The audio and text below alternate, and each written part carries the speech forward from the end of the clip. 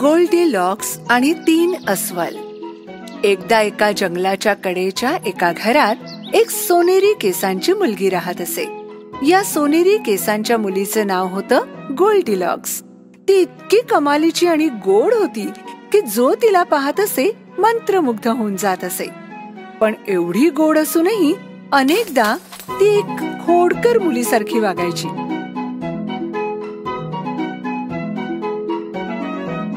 जेव्हा कधी ती खेळायला बाहेर जायची, तिची आई तिला सांभाळून खेळायला सांगायची. बेटा, मागच्या अंगणातच खेळ, जंगलात जाऊ नकोस. जंगलाच्या मधोमध गर्द झाडीत एक अस्वलाचं कुटुंब राहत होतं. एक जाड खांद्याचं बाबा अस्वल, मध्यम आकाराची आई अस्वल आणि एक पिल्लू अस्वल.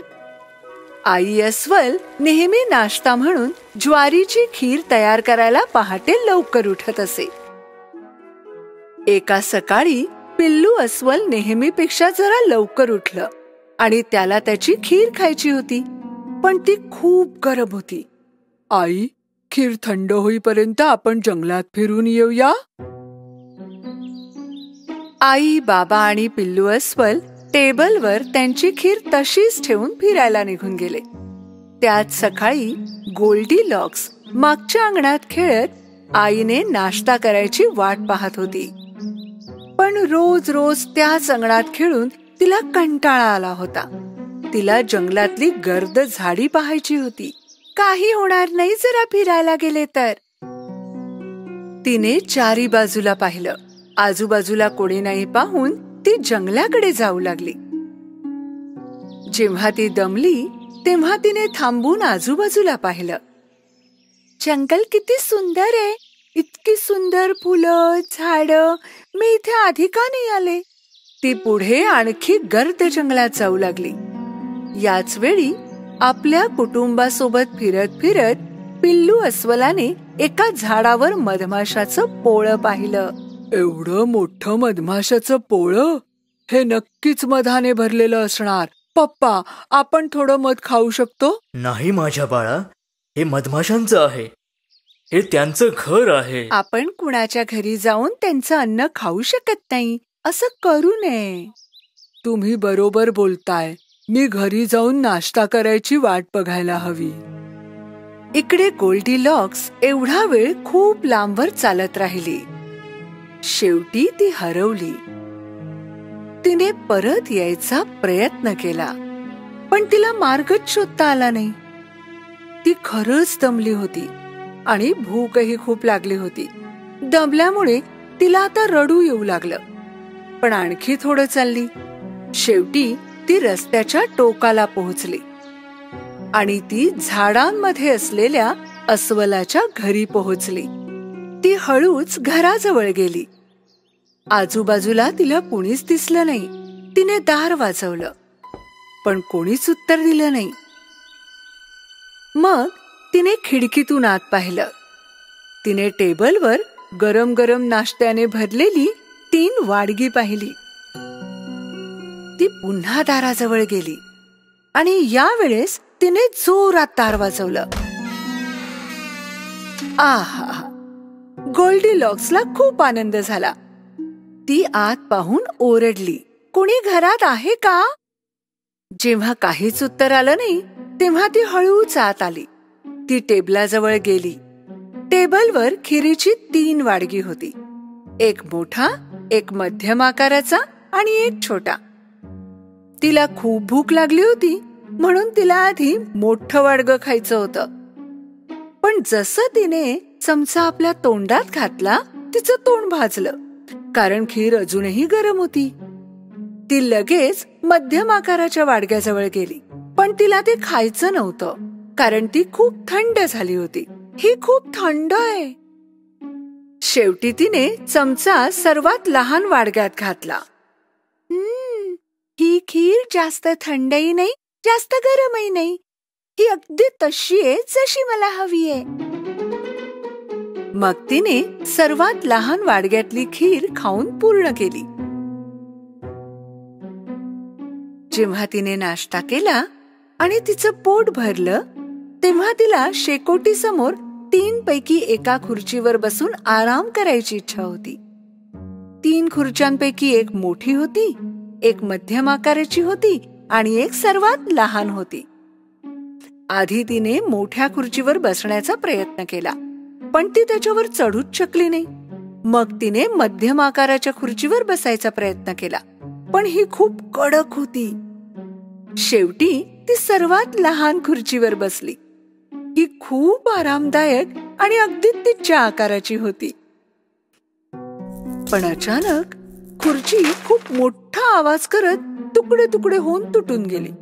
गोल्डीलॉक्स फरशीवर पडली होती आणि तिला कळत नव्हतं की काय करावं.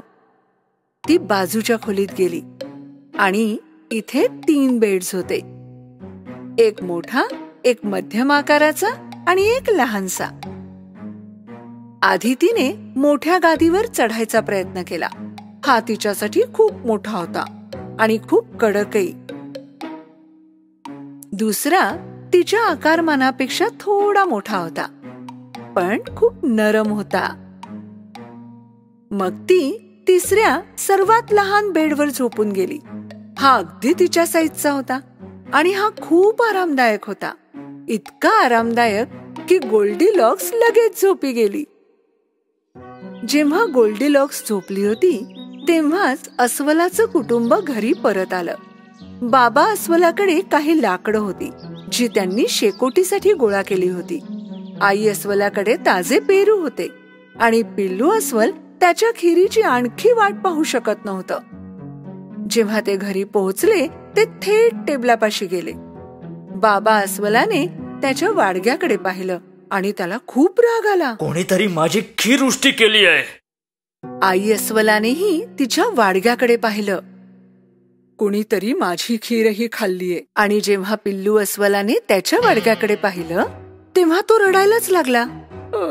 कोणीतरी माझी खीरही उष्टी केली आणि फक्त उष्टीच केली नाही तर सगळी संपवून टाकली.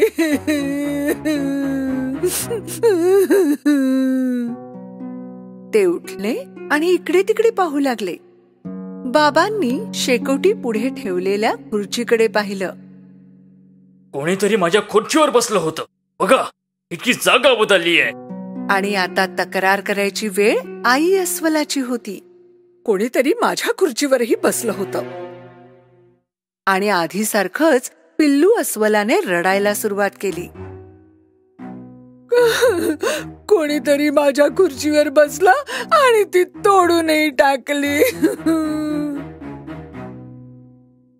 अस्वलाचं कुटुंब वैतागून बेडरूम मध्ये गेलं. कोणीतरी माझ्या बेडवर झोपलं होतं. पहा, यावर सुरकुत्या आहेत. कोणीतरी माझ्या बेडवरही झोपलं होतं. कोणीतरी माझ्या बेडवरही झोपलं आणि अजूनही त्यावर झोपलंय.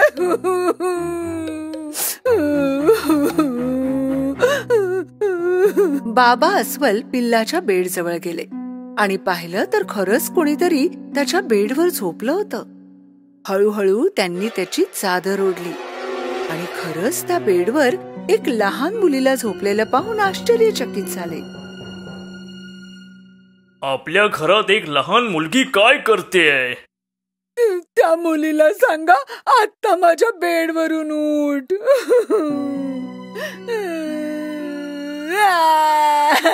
लहान अस्वलाच्या रडण्याचा आवाज ऐकून गोल्डीलॉक्सची झोप उडाली आणि तिने तिच्या समोर 3 अस्वल पाहिले आणि घाबरून ती घरातून बाहेर पळाली. घरातून बाहेर पडल्यावर ती मागे न पाहता पळू लागली. धावता धावता तिला धाप लागली, पण ती थांबली नाही आणि तिला हेही ठाऊक नव्हतं की तिला कोणत्या रस्त्याने जायचंय. इतक्यात तिने तिच्या आई बाबांना जंगलात येताना पाहिलं. ती घरी आली नाही हे पाहून ते तिला शोधायला बाहेर पडले होते. गोल्डीलॉक्स तिच्या आई बाबांना पाहून खूप खुश झाली. तिने धावत जाऊन आईला मिठी मारली. ओ आई, आम्ही खूप घाबरलो होतो. तू बरी आहेस ना? आता मी नेहमी तुझं ऐकेन आणि तुला न सांगता कधीच कुठे जाणार नाही. त्याने आईबाबांना कडकडून मिठी मारली. त्या दिवसापासून दिलेल्या वचनाप्रमाणे गोल्डीलॉक्सने नेहमीच आईबाबांचं ऐकलं आणि त्यांच्या परवानगीशिवाय कधीच काही केलं नाही. ती नेहमीसाठीच एक चांगली मुलगी बनली होती.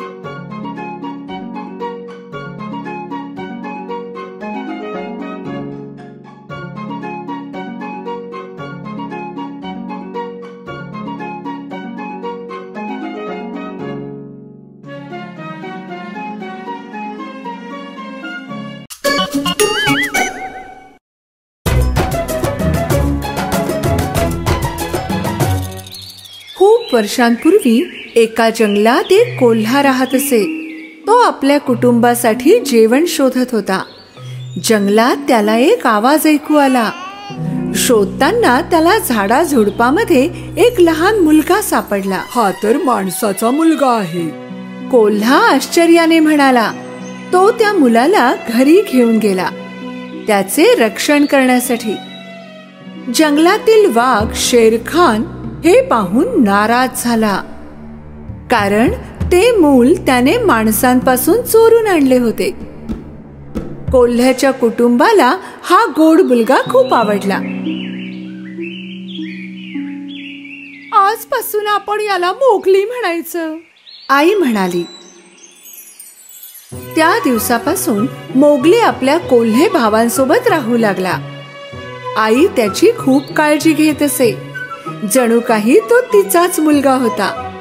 लवकरच त्याची सर्व प्राण्यांसोबत मैत्री झाली. तो त्यांच्यासोबत खेळू लागला. आता त्याला जंगलाचा कोपरा माहीत झाला होता. दरम्यान शेरखान मोगलीवरून दुरून लक्ष ठेवून होता आणि त्याला पकडण्याच्या संधीची वाट पाहत होता. एक दिवस कोल्हा अकेला अस्वल बबलू आणि बिबळ्या बगेरा मोगली बद्दल बोलत होते. मनुष्याची मुलं हुशार असतात.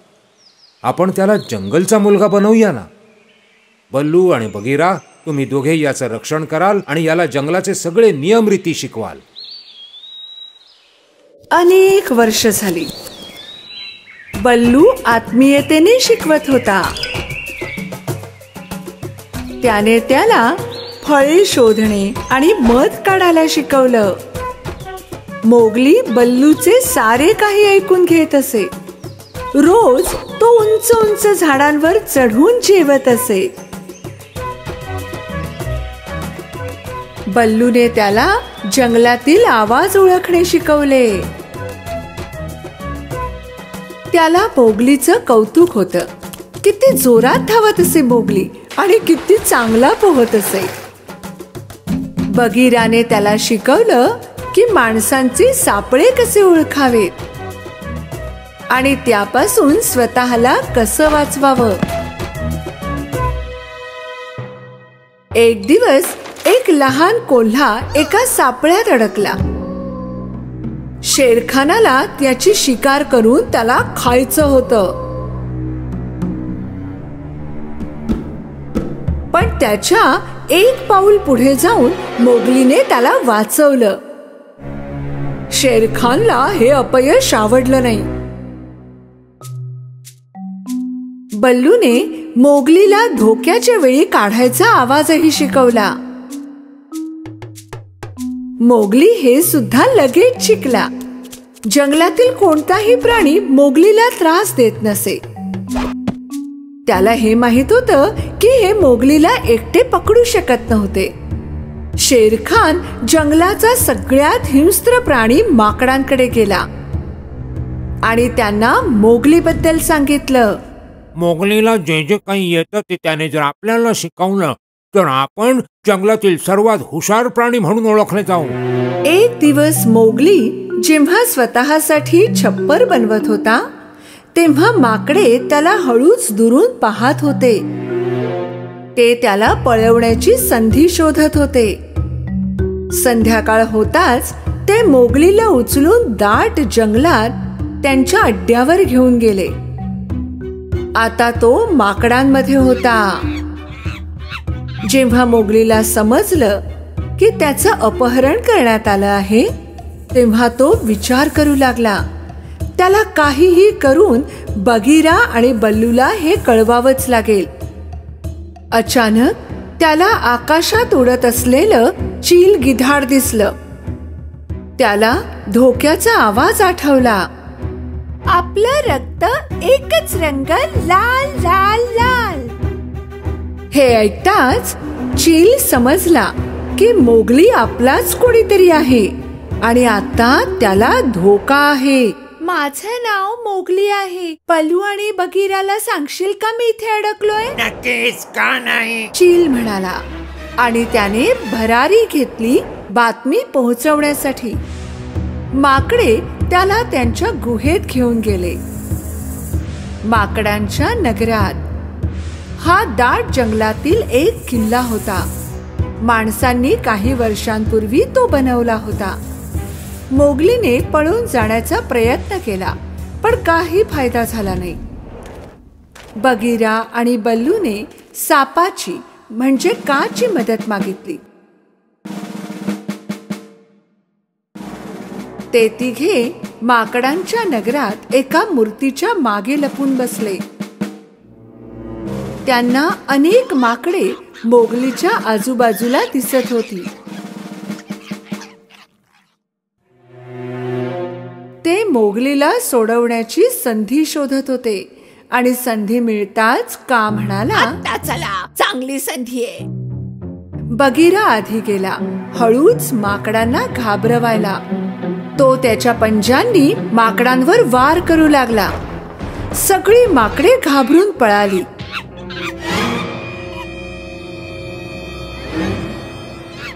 अचानक बगीराला माकडांनी घेराव घातला. माकडांनी मोगलीला पकडून एका खोलीत बंद करून ठेवलं. मोगलीला बगीराच्या लढण्याचा आवाज ऐकू येत होता. त्याला हे माहित होतं की खिंडाराच्या खाली पाण्याचे कुंड आहे आणि त्याला हे सुद्धा माहित होतं की माकडे पाण्याला घाबरतात. बगीरा, लवकर पाण्यात उडी मार. बगीराने धावत जाऊन पाण्यात उडी मारली. आता बल्लूलाही माकडांनी घेराव घातला. बल्लू त्याच्या बचावासाठी त्यांच्या पंजांनी लढत होता. तो चांगला लढत होता, पण माकडे खूप जास्त होती आणि बल्लू एकटा पडला.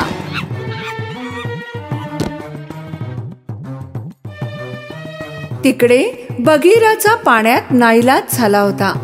तो इच्छा असूनही मित्राची मदत करू शकत नव्हता. बल्लू माकडांचा सामना करत होता. इतक्यात तेथे का आला. काने आपल्या शेपटीने माकडांना थोबाडीत मारली आणि सगळी माकडे पळाली. माकडे काला नेहमी घाबरत असे. त्याच्या समोर त्यांचा टिकाव लागत नसे. जेव्हा ते तेथून घनदाट जंगलात दूर निघून गेले, तेव्हा बल्लूची सुटका झाली.